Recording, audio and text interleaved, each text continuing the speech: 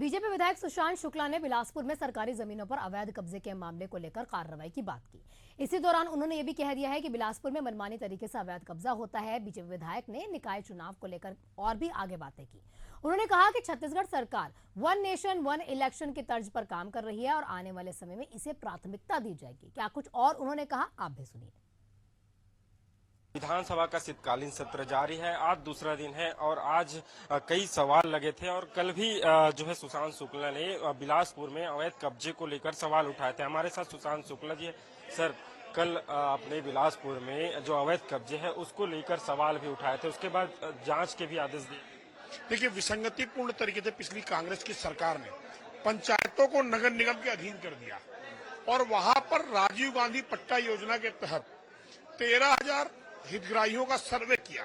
तो मेरा प्रश्न स्पष्ट था कि 13,000 अगर आपने सर्वे किए हैं, यानी 13,000 आपने कब्जे जायज माने हैं पट्टों के लिए, तो मैंने प्रश्न यही किया था कि ऐसे कितने जगह पर कब्जों के संज्ञान में आए हैं या शिकायतें मिली हैं, जिस पर जवाब 500 के आसपास शिकायतों का आया, संज्ञान का विषय नहीं आया।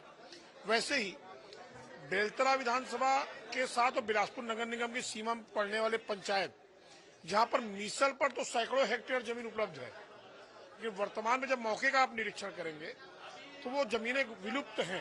आज शासकीय निर्माण के लिए, सार्वजनिक प्रयोजन के लिए हमारे पास जमीन उपलब्ध नहीं है। तो ये जो जमीन का उड़ता पंजाब की तर्ज पर उड़ता खसरा का एक नया प्रारूप पिछली सरकार ने संकलित करके पिक्चर बनाई है, उस पिक्चर का पटाक्षेप आज कौन करेगा, इस पर मैंने प्रश्न पूछा था, जिस पर जवाब नकारात्मक आया था। और इस पर मैंने उनसे पूछा कि जब भूमि पुराण के चक्कर में कई परिवार गरुड़ पुराण पढ़ने के चक्कर में पड़ गए हैं, तो आज इस पर शासन क्या कार्रवाई करेगी। अवैध कब्जे का जो मामला है वो न केवल बिलासपुर बल्कि पूरे छत्तीसगढ़ में देखने को मिलता है। राजधानी रायपुर में अभी अमलीडीह का मामला सामने आया था। आज ही जो अनुज शर्मा है विधायक, उन्होंने विधानसभा क्षेत्र में अवैध कब्जे के मामले पर जो ध्यान आकर्षण है।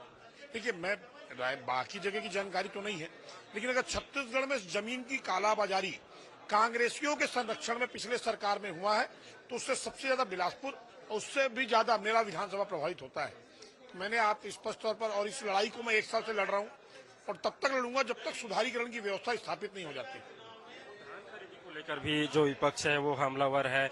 उनका कहना है कि सरकार का इरादा नहीं है धान खरीदी को लेकर। अलग अलग फंड में खुद जो सत्ता पक्ष है वो बढ़ गए हैं। देखिए, कांग्रेस के साथी जो हमारे हैं वो थोथा जना बाजे घना, सूपा बोले तो बोले, चलनी भी बोल रही है। मैं आपसे पूछना चाहता हूं, पिछले साल या पिछले के पिछले साल 15 दिसंबर तक कितने धान खरीदी हुई और कितने किसानों को लाभान्वित हुआ? मैं आपको आज बताता हूं। 10,50,000 से ज्यादा किसान ने लगभग 50 लाख टन मैट्रिक टन धान बेच चुके हैं। अब मैं आपसे पूछना चाहता हूं, पिछले बार ये 35 लाख का भी आंकड़ा नहीं पूछ पाए थे, तो मोदी जी की गारंटी और विष्णुदेव साय जी के सुशासन में 21 क्विंटल 3100 रुपए में धान खरीदी का जो विषय भारतीय जनता पार्टी की सरकार ने स्थापित किए हैं मानक, उस पर किसान उत्साहित हैं और बम्पर खरीदी हो रही है, कोई नहीं है। और रही बात रोक टोक की या विसंगति की, ये भूपेश बघेल जी के नेतृत्व में चलने वाली पिछली सरकार की विसंगतियों के कारण ये हो रहा है कि 3 साल का पैसा, 2 साल का पैसा उन्होंने मिलर्स को नहीं दिया और 40 रुपए का जो कट अपने माता दरबार में पहुंचाया है, उस पर वो चुप है। कैमरामैन पंकज के साथ शशिकांत साहू, इससे न्यूज रायपुर।